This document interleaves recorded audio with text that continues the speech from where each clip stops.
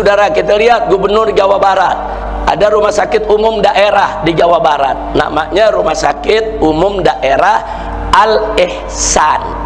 Nah, kenapa dikasih nama Al-Ihsan? Karena dulu waktu bangunnya kerjasama Pemda dengan basis Badan Amil Zakat. Nah, karena uangnya nih dari umat, dari infak, sodako, zakat, dibangunlah itu rumah sakit umum daerah. Jadi nggak sepenuhnya itu duit dari APBD, nggak sepenuhnya dari anggaran negara, emang dari infak dan sodako umat.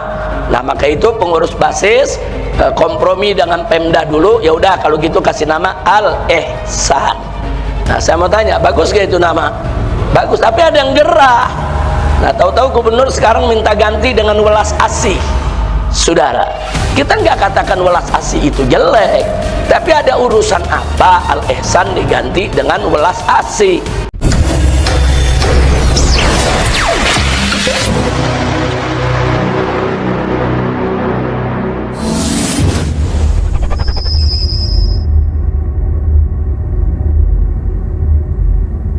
Bismillahirrahmanirrahim. Assalamualaikum warahmatullahi wabarakatuh. Sahabat yuk ngaji yang dirahmati Allah Subhanahu wa taala.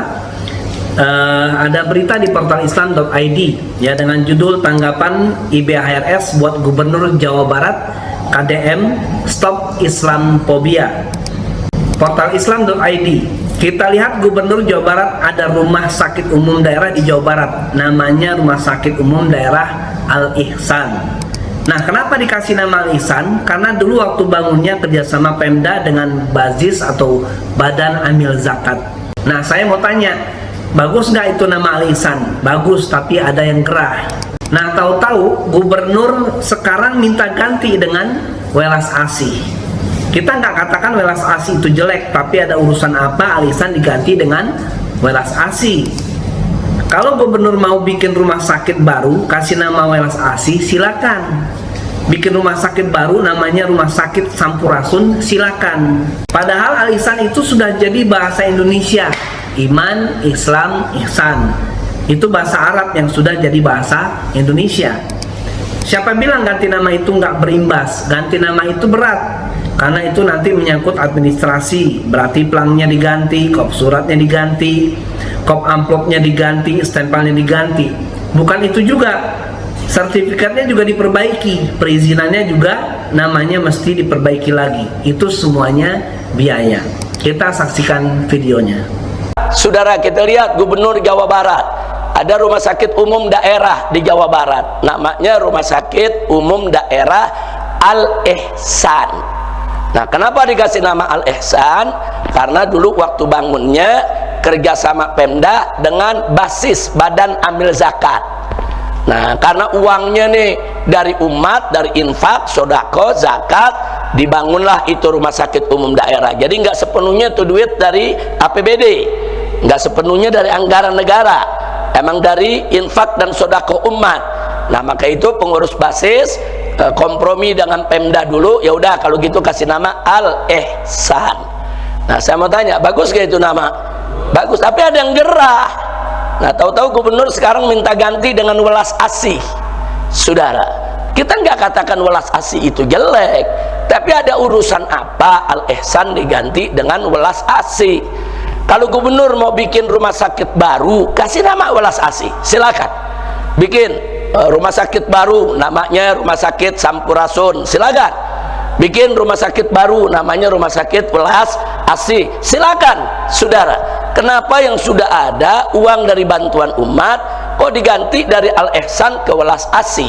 Kenapa? Karena dia nggak suka tuh kata Al-Ihsan, dianggap ini Arab, ini bau Islam, ini Arab. Kenapa mesti Al-Ihsan?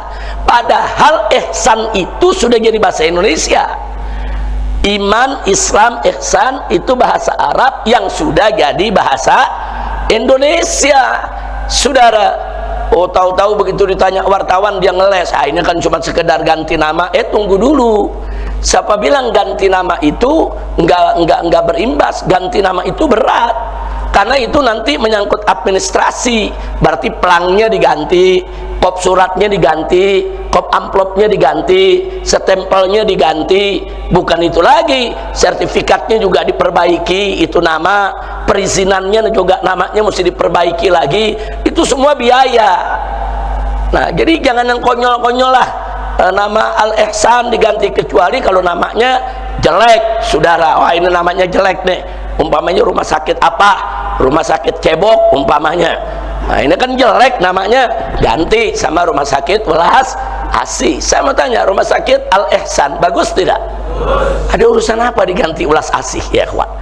Nah, jadi ada aroma, nggak suka yang berbau Arab, berbau Islam. Nah, ini kita jauhkan. Sikap rasis semacam ini haram buat umat Islam ya, kawan. Haram. Karena memang beberapa waktu yang lalu sang gubernur ini terang-terangan dalam ceramahnya dia menyerang Islam.